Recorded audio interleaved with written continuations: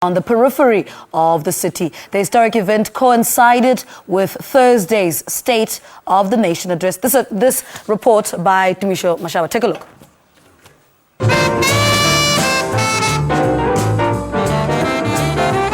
A vibrant and cosmopolitan community, relatively close to the city centre and within sight of the docks.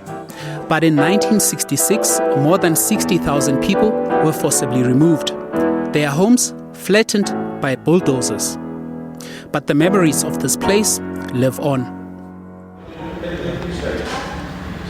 Wells Square. It used to be Wells Square, no? Yeah. My sister was born in Wells Square before the place was there. Before the place.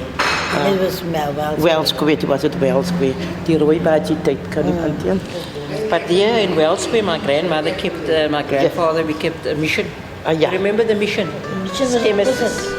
No, they kept mission here in the Wells Square. Yeah. Government officials gave 4 reasons for the removals. They stated that interracial interaction bred conflict, necessitating the separation of the races.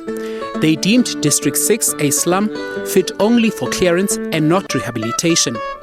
They also portrayed the area as crime-ridden and dangerous. They claimed that the district was a vice den full of immoral activities like gambling, drinking and prostitution. But most residents believe the government sought the land because of its proximity to the city centre, Table Mountain and the harbour. We were so bitter towards this government because we blamed them for everything.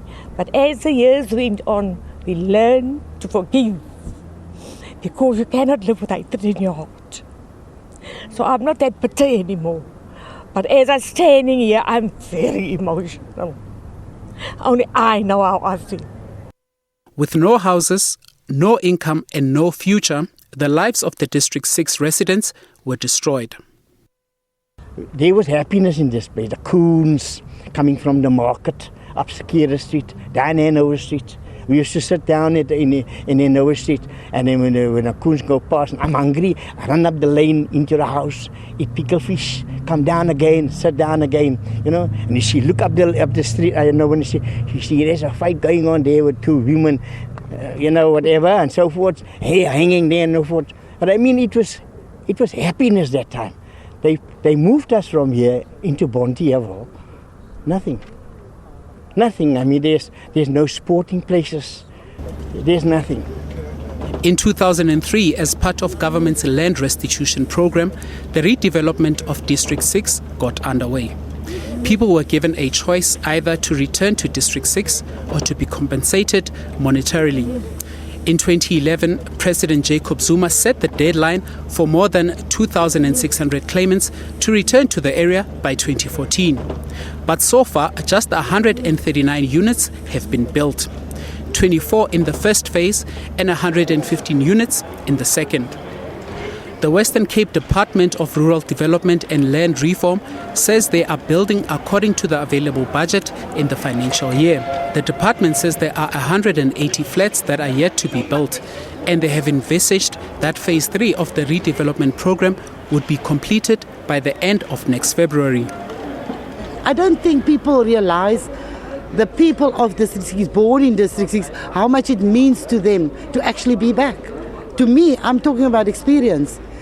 I don't want to be anywhere else in the world.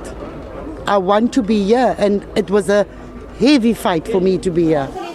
Khadija Flores was amongst the people who were forcibly removed from District 6. But I mean, it's very sad when they put us out there, no? With all the children.